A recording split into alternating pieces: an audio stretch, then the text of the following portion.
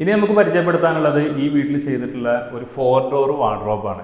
ഒരു dark green കോമ്പിനേഷനകത്ത് black border ഉപയോഗിച്ചിട്ടാണ് നമ്മൾ ഈ വർക്ക് ചെയ്തിട്ടുള്ളത്. ഇതിനകത്ത് സ്റ്റെയിൻലെസ് സ്റ്റീൽ ഫിനിഷിലുള്ള ഹാൻഡിൽ തന്നെയാണ് പ്രൊവൈഡ് ചെയ്തിട്ടുള്ളത്. ഈ ഡോർ ഓപ്പൺ ചെയ്ത് കഴിഞ്ഞാൽ നമ്മൾ യൂഷ്വൽ വാർഡ്രോബ് എന്നും കാണുന്ന അതേ സ്റ്റാൻഡേർഡ് വാർഡ്രോബിൻ്റെ അതേ ഡിസൈൻ തന്നെയാണ് ചെയ്തിട്ടുള്ളത്. ഉൾവശം ഫുൾ വൈറ്റ് കളർ വെച്ചിട്ടാണ് നമ്മൾ കവർ ചെയ്തിട്ടുള്ളത്. നോർമൽ വരുന്ന 3 ഷെൽഫ്, 2 ഡ്രോ, അതിൻ്റെ താഴത്തേക്ക് വരുന്ന എന്നുള്ള കോമൺ ഡിസൈൻ തന്നെയാണ് ഈ 2 ഡോറിന് വരുന്നത്. പിന്നെ മൂന്നാമത്തെ നമ്മളൊരു മിറർ പ്രൊവൈഡ് ചെയ്തിട്ടുണ്ട്. മിററിൻ്റെ ശേഷം വരുന്ന ഭാഗത്തും ഒരു ഹാങ്ങർ സ്പേസ്, അത് കഴിഞ്ഞിട്ട് 2 ഷെൽഫ് വരുന്ന രീതിയിൽ തന്നെയാണ് സെറ്റ് ചെയ്തിട്ടുള്ളത്.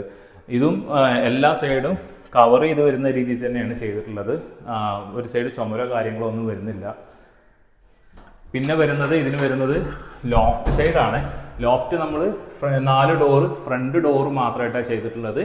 അതായത് ബാക്ക് സൈഡ് കവർ ചെയ്തൊന്നും ചെയ്തിട്ടില്ല. നിലവിൽ നമുക്ക് ആ ചുമര് തന്നെ അവിടെ കാണാൻ പറ്റും ഡോർ തുറന്നു കഴിഞ്ഞാൽ.